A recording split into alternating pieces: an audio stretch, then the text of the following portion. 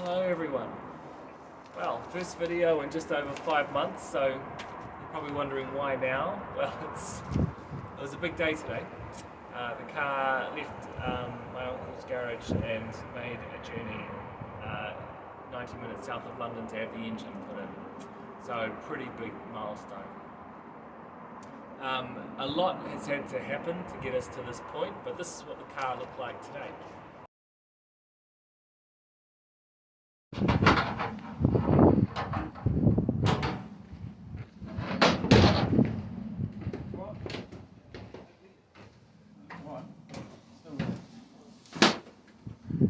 New visors, new steering wheel, new dashboard, and new A-pillars as well. Right, so what had to happen to get us to this point? Well, first of all, the bodywork had to be done. The reason that it's taken so long to do the bodywork is one, because of the weather here. Across winter, it was just wet and cold for far too long. It just meant that the paint didn't go on as well as it should have, so it just meant more flattening, more coats, more sanding. But the other reason was because I had to disappear across March and April for work, and the car was actually getting quite close to complete.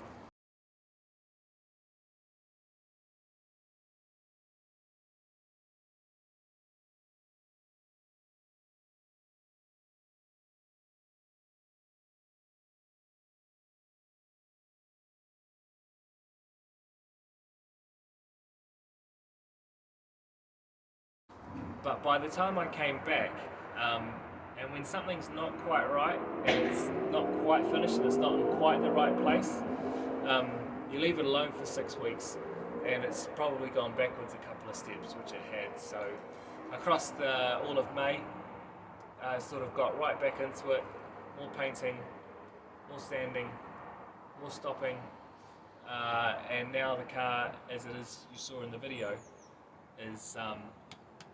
is just ready for a polishing. But I thought it would be better to get the engine put in before spending more time on the polishing, which is what we'll do when it comes back.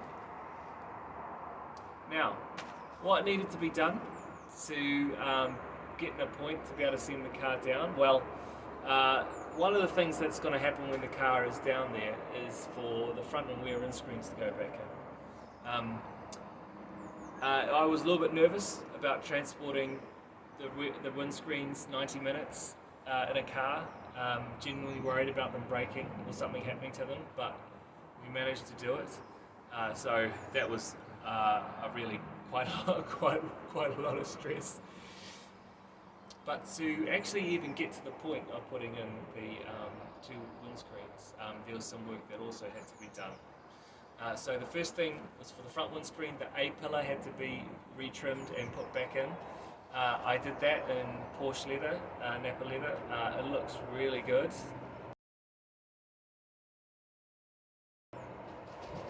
Really happy with the A-pillar, especially the visors. The visors were a gift from my work colleagues, so I was really glad when I managed to put those back into the car. The dashboard also has to go in before you can put the windscreen in. So that was also something that had to be done. I recovered the dashboard in leather, Porsche Napa leather, myself. I had to. There was cracks in the dashboard, and replacing the dashboard was not an option. The 1976 dashboard is a 1-year dashboard. It doesn't come out any other year, so replacement is incredibly expensive. So this is what the dashboard process looked like.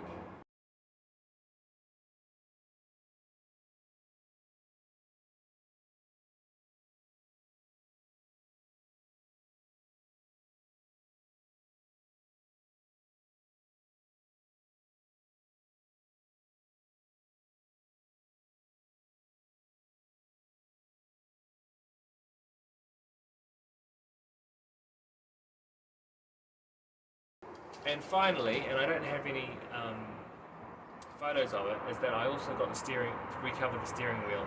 And I got my mother to recover the steering wheel because she's here in London at the moment visiting.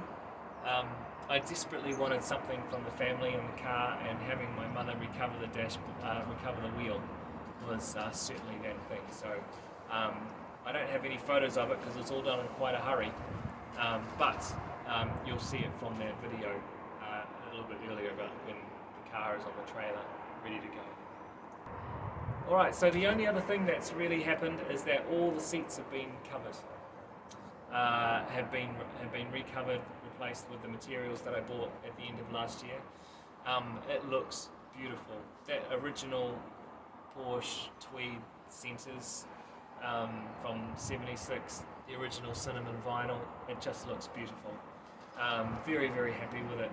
I know that that I've done a few photos on Instagram, but here's what they look like.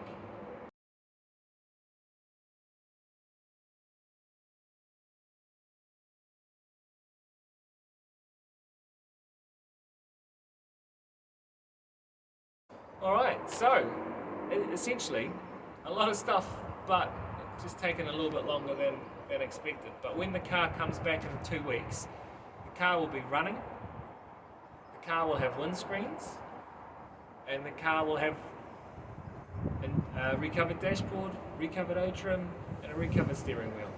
So at that point, it's just all going to be about making sure that that the front suspension is okay. Then I'll check the brakes on the front and the back, and then if that's all okay, and I expect a little bit of work but not too much, it'll be time to put all the panels back on the car. And then after that, we've got to focus on the interior. But having said that, having said all of that, I'm very, very happy with where things are at the moment. Alright, so as always, Robots Retro Spaces is always happy to answer any questions. And if I think of anything else to put into this video, photos or whatnot, I'll put them in right here.